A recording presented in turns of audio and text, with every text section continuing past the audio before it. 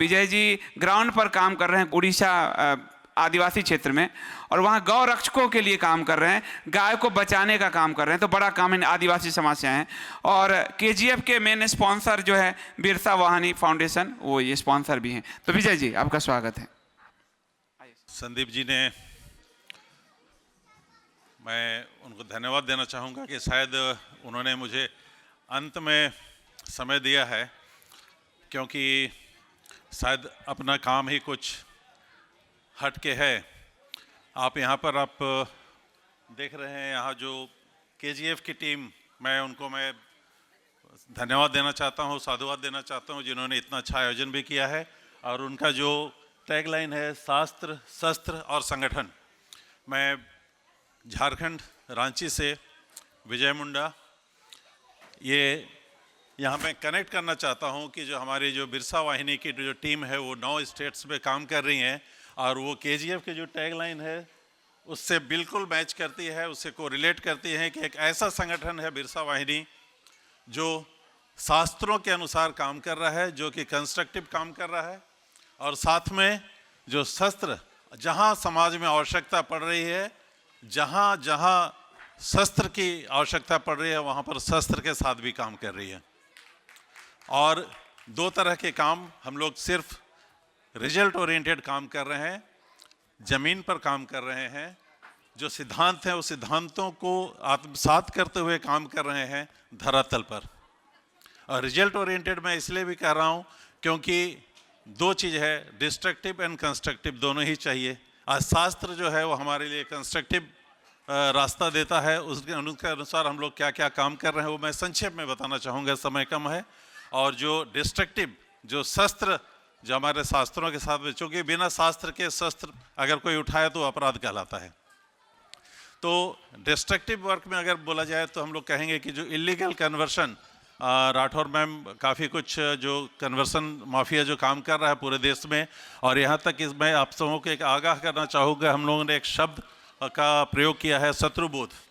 तो हमारे आज के समय में असली शत्रु कौन है, जो सामने से दिख भी रहे हैं, जो इस्लाम और ईसाईयत, जो कन्वर्शन या जिहाद जो चल रहा है, वो तो साक्षात शत्रु हैं, वो तो हैं ही। जो अपने अंदर के जो शत्रु हैं, अपने हिंदुज़्म के अंदर, अपने हिंदुत्व के अंदर या हिंदू समाज के अंदर जो शत्रु हैं, उनको भी पहचानना आवश्यक है। और ये जो मंथन जो आज हम लोगों ने यहाँ इस कार्यक्रम में हुआ, मैं इसे एक नाम मैं इसे नाम देना चाहूँगा। समुद्र मंथन में तो बहुत कुछ निकला था, विष भी निकला था, हलाहल भी निकला था, और अमृत भी निकला था। और आज का जो ये मंथन हुआ है, आज मेरे ख्याल से ये अतिशयोक्ति नहीं होगी कि ये एक भारत मंथन हुआ है। इस भारत मंथन में 2 चीज़ें तो सामने बिल्कुल नज़र आई हैं। मैं हिंदू समाज को 2 भागों में विभक्त करने का साहस मैं आप लोगों के सामने प्रदर्शित करना चाहूँगा। एक है जो कल्चरल हिंदू, जिनके भरोसे ही हिंदू राष्ट्र की परिकल्पना हो सकती है, वो है कल्चरल हिंदू, सांस्कृतिक हिंदू। और एक है पॉलिटिकल हिंदू, जो शायद 2014 के बाद में सिर्फ नारे लगाने के लिए, सिर्फ फोटोग्राफी करने के लिए और सिर्फ फेसबुक में चमकने के लिए है। तो वैसे चीज़ों से भी हमें सावधान रहना होगा। और हमें करना क्या है, क्योंकि जो दुश्मन है वो दरवाजे पर शस्त्र लेके खड़ा है, आक्रमण के मूड में खड़ा है। और वहाँ हम लोग अगर आरती की थाली और फूल की माला लेके जाएंगे तो ये समय के लिए ये मेरे ख्याल से नाइंसाफ़ी होगी। वहाँ हमें युद्ध करना पड़ेगा, और बिरसा वाहिनी इस युद्ध को बाकायदा कर रही है। मैं उड़ीसा का, संदीप जी ने कहा था कि उड़ीसा के बारे में विजय जी आप ज़रूर बताइएगा। उड़ीसा में रोहिंग्याओं का प्रवेश बहुत बेतरतीब ढंग से हुआ था, और उसको हमारी टीम ने जब रोका, उनकी हालत ख़राब की। उनका आई कार्ड जब पूछने लगा, सारे के सारे आई कार्ड उनको बंगाल के मिले हुए हैं। और जैसे ही बिरसा वाहिनी ने रोहिंग्याओं के ऊपर में आक्रमण करना शुरू किया, तो बंगाल से चिट्ठी आती है चीफ मिनिस्टर उड़ीसा को कि हमारे रोहिंग्याओं के ऊपर में बिरसा वाहिनी की टीम आतंक फैला रही है, उनको रोक रही है, उनके साथ अन्याय हो रहा है। हम शब्दों को ध्यान दीजिएगा, बंगाल की सरकार बोलती है, वहाँ के डेलीगेट आते हैं बाकायदा उड़ीसा में, और वो कहते हैं हमारे रोहिंग्या।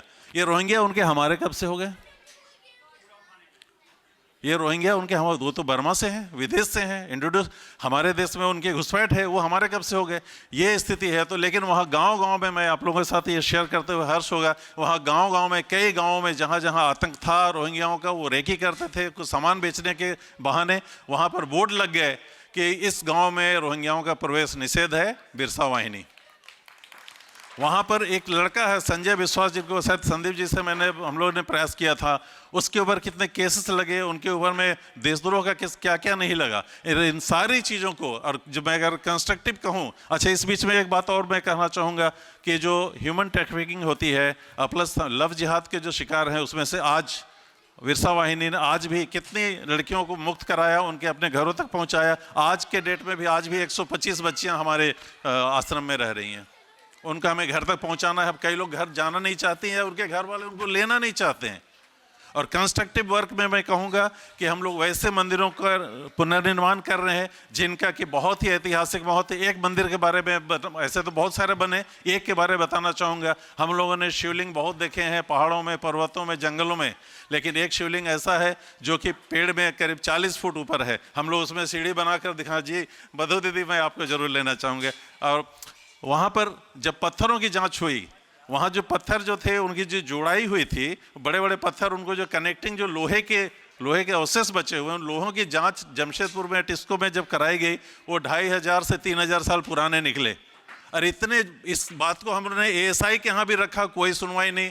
भाजपा तथाकथित हिंदूवादी दल जिनको गाली देते हम लोग थकते नहीं है, उन तक बात पहुंचाई गई, कोई बात नहीं। उस खूंटी कॉन्स्टिट्यूशन जो बहुत ही आप सुने होंगे, खूंटी कॉन्स्टिट्यूशन, जहां से कड़िया मुंडा जो कि हमारे लोकसभा उपाध्यक्ष भी रहे, 25-30 साल से वहाँ भाजपा की सांसद विधायक रहे, उन्होंने किसी ने सुध नहीं ली। बिरसा वाहिनी ने इसका यह लिया है। और हमारे जो बुकलेट में आप देखेंगे वो मंदिर बनकर तैयार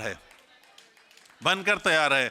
तो ये स्वागत है उस धरती पर। और हमारे गौशाला निर्माण हो रहा है। मैं संक्षेप में बोल रहा हूँ, धर्म संस्कार केंद्र, हम लोग धर्म संस्कार केंद्र चला रहे हैं, जहाँ बच्चों को जो मैकाले की पद्धति है उसके हिसाब से तो शिक्षा लेनी पड़ेगी, लेकिन हमारे संस्कार के बारे में भी हम लोग वहाँ बता रहे हैं।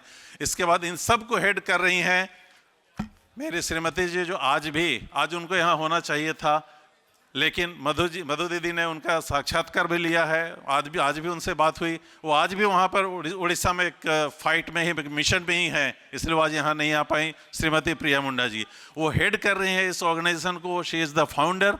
और उन पर वो जब धर्म के लिए लड़ रही हैं, उनको अगर आप लोग साक्षात देखेंगे, उनको अगर आप शिवा जो बैंक ऑफिसर, उन्होंने जॉब छोड़कर इस पूरे धर्म के काम को उन्होंने किया, 18 साल से लड़ रही हैं। उनके ऊपर में 9 बार अटैक्स हुए हैं। आप उनको साक्षात देखेंगे, उनके दांत तोड़ दिए गए हैं जिहादियों द्वारा, उनके पैर की एक उंगली नहीं है, उनके कॉलर बोन टूटी हुई है। और वो एक ऐसी महिला है जो महिला होकर हिंदुत्व के लिए लड़ रही है, लेकिन उनके ऊपर जितने अटैक हुए हैं, जितने हिंदूवादी संगठन है, जितने हिंदूवादी पार्टियां हैं, सब तक बात पहुंचाई गई है, एक व्यक्ति नहीं खड़ा है। इससे क्या होता है, इसके जो पूर्व वक्ताओं ने ये कहा कि ये जो जिसको हम लोग जो हृदय हिंदू सम्राट कहते हैं, वो उनका ये प्रयास है कि हिंदुत्व के लिए जो भी खड़ा हो या खड़ी हो, उसको नष्ट करना, उनको नेस्तनाबूद करना, उनको हतोत्साहित करना, उनको तोड़ना, उनका एक ध्येय रह गया है। प्रिया मुंडा जी के साथ क्या हुआ है मैं बताऊं। हाल की उड़ीसा की जो लड़ाई चल रही है, उसमें उनके नाम से फेक आईडी फेसबुक पे बना करके ये लिखा गया कि ये प्रिया मुंडा एक वेश्या है। मैं शब्द प्रयोग कर रहा हूं ताकि आपके रोंगटे खड़े हो कि एक वेश्या है, इनसे आप उनका जो सोशल नंबर है उसको उस पर डाल दिया गया। हम लोगों ने साइबर में दिया है, 1 महीने हो गए, आज तक कोई रिजल्ट नहीं निकला। ये तक किया गया है उनको तोड़ने के लिए। लेकिन मैं आप सबसे गुजारिश करूंगा, आप सबसे निवेदन करूंगा, ऐसे जो योद्धा जो जमीन पर काम कर रहे हैं, माइक से भाषण देना या बैठकें, जो संघ में जो बैठकें होती है ना, कि पिछले महीने हम लोगों ने क्या योजना बनाई थी, अब तक कहां पहुंचे, 0। फिर अगले महीने हम लोग क्या समीक्षा करेंगे, पिछले 2 महीने में हम लोगों ने क्या किया, 0। अगले बार क्या योजना बनाएंगे, बस योजनाएं बनती हैं, वो ड्राइंग रूम में या बैठक कक्ष तक रहती हैं। लेकिन ऐसे संगठन, ऐसे व्यक्ति जो जमीन पर, धरातल पर काम कर रहे हैं, रिस्क लेकर, अपने जीवन का रिस्क लेकर काम कर रहे हैं, वैसे संगठनों को, वैसे व्यक्तियों को, वैसे योद्धाओं को हम लोग साथ दें, उनका समर्थन करें, तभी जाके हमारा काम, क्योंकि धरातल पर काम किए बिना कुछ भी संभव नहीं है। हम लोग बात करते हैं बांग्लादेश में हिंदू, जो बांग्लादेश है उनको अन्यथा ना लें। আমরা আপনাদের সঙ্গে আছি, আপনার সঙ্গে আপনার দুঃখ, আপনার বেদনা সব আমরা জানি, আমরা চিন্তিত আছি, আমরা আপনাদের সঙ্গে আছি। बांग्लादेश के हिंदुओं के लिए हम लोग सब लोग बात करते हैं, यहाँ रैलियाँ निकल रही हैं, आक्रोश रैली निकल रही हैं, लेकिन अपने समाज के बीच जो योद्धा काम कर रहे हैं, चाहे वो कलम से कर रहे हैं या शस्त्र लेके, प्रिया मुंडा जी तीर धनुष के नाम पे उन्होंने कितने दम पर तीर धनुष लेकर उन्होंने कितने पादरियों को दौड़ा दौड़ा के उन्होंने मांगा है, उनका भी यूट्यूब चैनल में देख सकते हैं।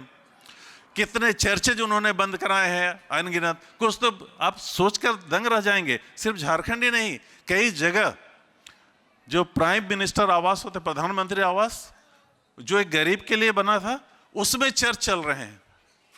लेकिन अब क्या है, चर्च चल रहे हैं नहीं, चर्च चल रहे थे। वैसे सब चर्च को प्रिया मुंडा, विजय मुंडा, हमारी टीम, हमारी करीब 9 स्टेट्स में टीम है, हम लोग लगातार संघर्ष कर रहे हैं। तब तक संघर्ष करेंगे जब तक अपेक्षित रिजल्ट ना आ जाए या फिर हमारी जान ना चली जाए। इन्हीं शब्दों के साथ मैं वाणी को विराम देना चाहूँगा। बहुत बहुत बहुत धन्यवाद इस भारत मंथन के लिए।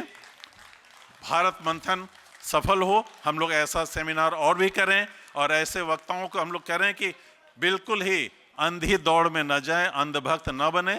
भाई साहब बहुत अच्छी आपने, मेरे ख्याल से आप कवि भी हैं क्या, कुछ हास्य का पुट था आपकी, लेकिन समय के चलते हम लोग चाहेंगे संदीप देव जी से कि ऐसे कार्यक्रम और हों जिसमें और भी बिल्कुल तथ्यपरक चीज़ें भी आएँ और जो बिल्कुल व्यवहारिक, जो ज़मीन पर धरातल पर काम करने वाले हों उनको भी समय मिले, और उससे ताकि हम लोग वैसे लोगों को और प्रोत्साहित कर सकें। इन्हीं शब्दों के साथ मैं वाणी को विराम देता हूँ।